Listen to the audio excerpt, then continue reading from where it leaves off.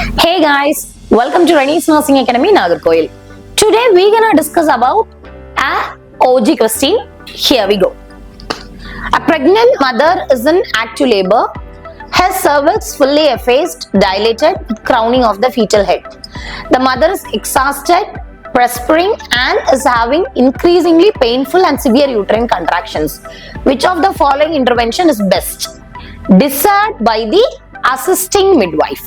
So obviously இப்போ இந்த கொஸ்டினை நான் ஸ்டார்ட் பண்ணும்போதே நினைச்சிருப்பீங்க இவ்வளோ பெரிய பெரிய பெரிய கொஸ்டின்ஸ் நமக்கு எக்ஸாம்ல வந்தா what we will do.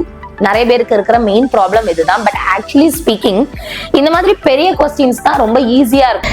Because it was easy to understand, easy to answer. Let me explain how.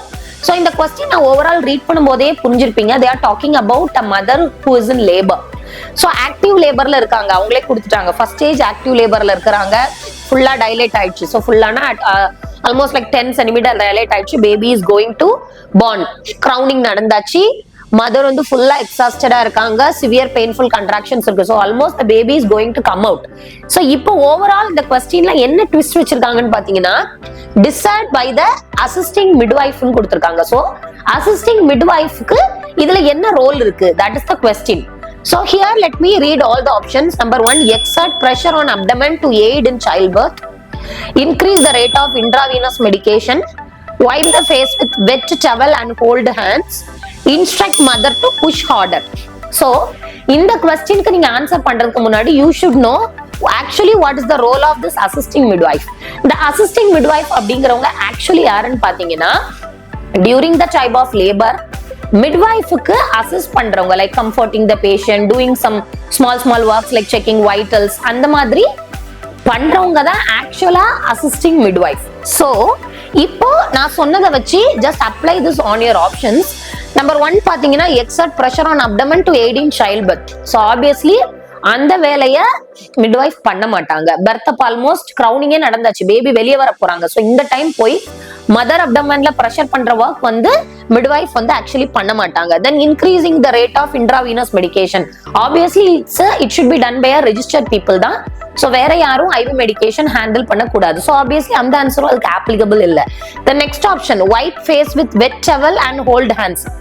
Okay, you may think that அவங்க கம்ஃபர்ட் பண்றவங்க தானே, அவங்க அசிஸ்ட் பண்றவங்க தானே. ஸோ இந்த டைம்ல they can wipe the face of the mother, அவங்களுக்கு comfort பண்ணலாம் அப்படின்னு. Okay, keep it aside. The next option, instruct mother to push harder.